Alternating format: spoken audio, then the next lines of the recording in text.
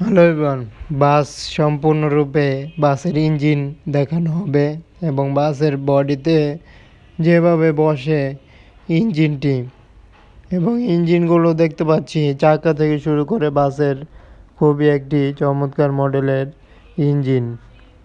যেহেতু বাসের ইঞ্জিন এটি, তাই অবশ্যই বাসের যেই ভিতরে আমরা শক্তিশালী বাস হিসেবে যেটি চলাচল করে তা এই ইঞ্জিন হিসেবেই কাজ করে থাকে এবং এই ইঞ্জিনগুলো বাসে দেওয়া থাকে। তারপরে এই বাসগুলো উপরে বডি তৈরি করা হয় বিভিন্ন ডিজাইন, বিভিন্ন কালার কম্বিনেশন দিয়ে বাসের বডি তৈরি হয়ে থাকে। তবে বাসের ইঞ্জিনটি মেন অংশেই দেখা যায়।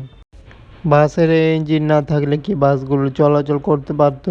অবশ্যই চলাচল করতে পারতো না, যার কারণে বাসে কত রকমের যাবতীয় ইলেকট্রনিক সিস্টেম কিভাবে দেওয়া হয়েছে তা কিন্তু আমরা এখন দেখতে পাচ্ছি। 2টি ব্যাটারি অত্যাধুনিক এবং বাসগুলোর সম্পূর্ণরূপে ইঞ্জিনটি যেন কিভাবে আসলো এবং কিভাবে যাবতীয় পার্টস বসানো হয়েছে বাসের ভিতরে, যাবতীয় কিছু যেন এক প্রকার গবেষণা হিসেবেই বাসগুলোর সময় লাগবে। আমি তো অবশ্যই জানি না, যার কারণে বাসের ড্রাইভিং সিট সেটি দেখতে পাচ্ছি যে ড্রাইভিং সিটে যেমনটি থাকে ব্রেক সিস্টেম এবং কত রকমের দেখা যাচ্ছে এখন। যেহেতু বাসটির ভিতরে যাবতীয় কিছু এখন চোখের সামনেই দেখা যাচ্ছে, যার কারণে বাসগুলো দেখলেই বোঝা যাবে ইঞ্জিনে কত কিছু, কত ইলেকট্রনিক সিস্টেম এবং বাসে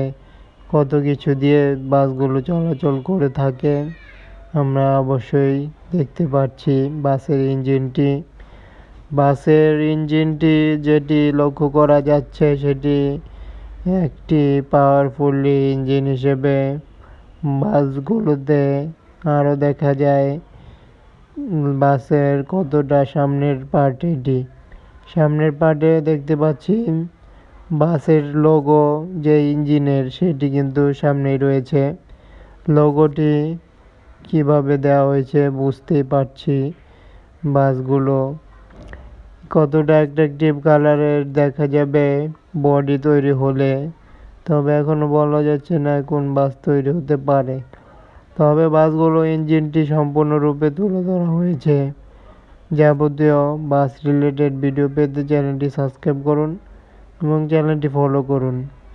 আমরা বাসের ইঞ্জিনগুলো চারিপাশ সম্পূর্ণরূপে দেখতে পারলাম এবং আমিও খুবই শিহরিত হলাম বাসের ইঞ্জিনে এত কিছু দিয়ে তবু বাসটি চলাচল করে থাকে, যা এক প্রকার দেখতে পারলাম। ধন্যবাদ জানিয়ে বিদায়।